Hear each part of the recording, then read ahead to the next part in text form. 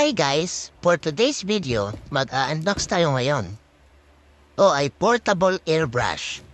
So tara, samahan niyo ako mag-unbox. I-test and review na rin natin to. So, eto, bubuksan na natin guys. Nga pala, mag-ingat kayo sa paggamit ng gunting o anumang matatalas na bagay sa pagbubukas.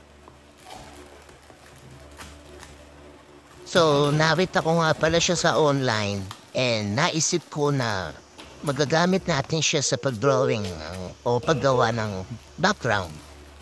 Ito na yung box niya guys. Ganda. Palit lang siya. So, ayan nga, nakalagay. High-end skincare experience. So, ayan. Yung mga nakadrawing pa sa gilid. And fully sealed pa talaga siya. So, kaya kailangan natin gumamit dito ng cutter. Ayan, para mas mabuksan natin siya na mas mabilis. Ayan, ingat lang sa pagbubukas.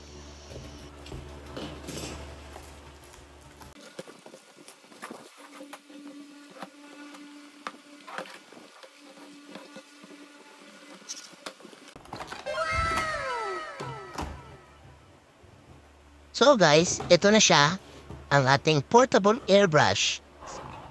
Yan, nakalagay siya dito. May kasama siyang manual. Yan. Marami nakasulat. Check natin, log. Yan, iba-ibang, with Chinese. Yan. Madit lang. So, ito na mismo guys, yung airbrush.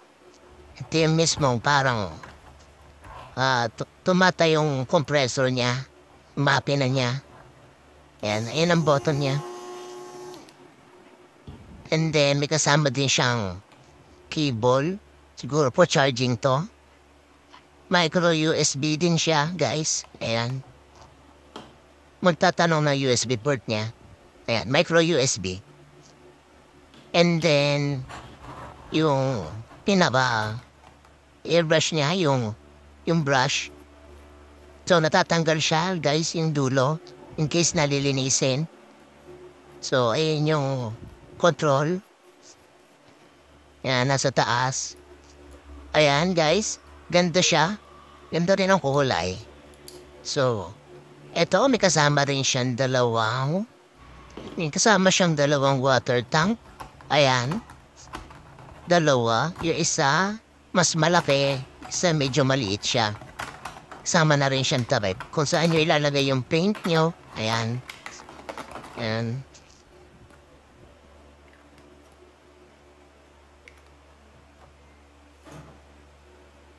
So, ganito guys. Pag ikakabit natin siya, yung ilalim, ikot nyo lang siya dyan. Deroscas naman siya. Ayan. Napakadali lang ikabit. And then, pwede lang kayo kung ano gusto niyo water tank doon ilagay sa taas paglalagyan niyo ng mga paint nyo. Then, make sure na mahigpit. Ayan. Control. Testing natin. Buksan natin. Ayan. Yan makakontrol natin. Yung lakas no buga ng airbrush.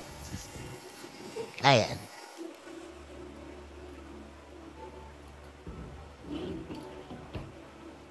So, ngayon, i-testing natin ngayon yung effectiveness ng airbrush. Buksan natin yung buga niya kung malakas.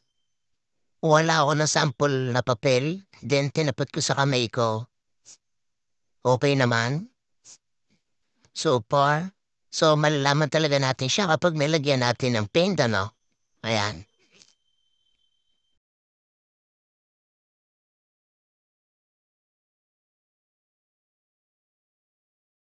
So, ayan guys. Okay naman siya.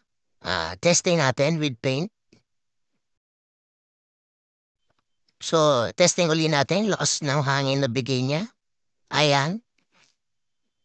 So, tingnan natin. Ayun, tumatalsik. Yung maliit na papel. Then ito, nilagyan na natin ng paint guys. Tindoy color yellow. Ayan. Ayan guys. Tamang pag-control lang din. Ayan.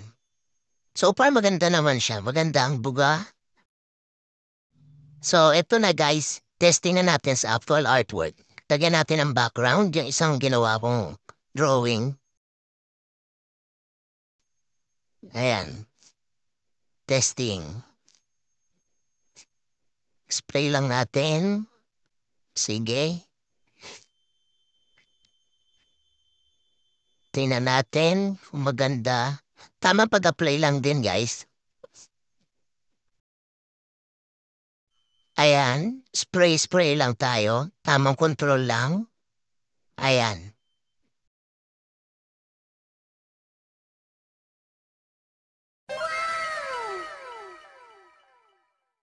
So, ayan guys, lalagyan ulit natin ng parang white lining. Ayan. Para maggagawa tayo ng parang effect, fade effect, ganon. Para sa main subject natin. Kaya lalagyan natin ng white paint dyan. Ayan. Spray lang natin. Then, gumamit din ako ng dryer para mas mabilis matuyo. And then, ayan. Check natin kung okay ba.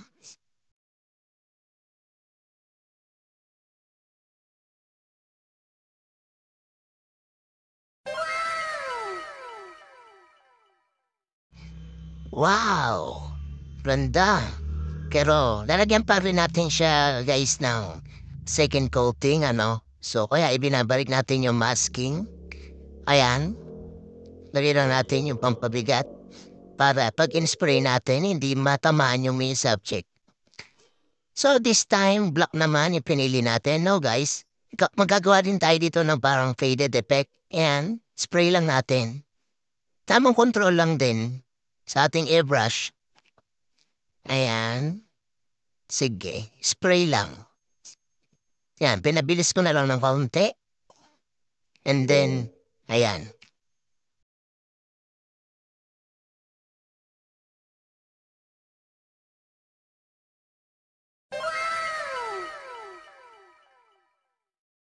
At ito na yung result, guys. Check nyo na. So satisfying.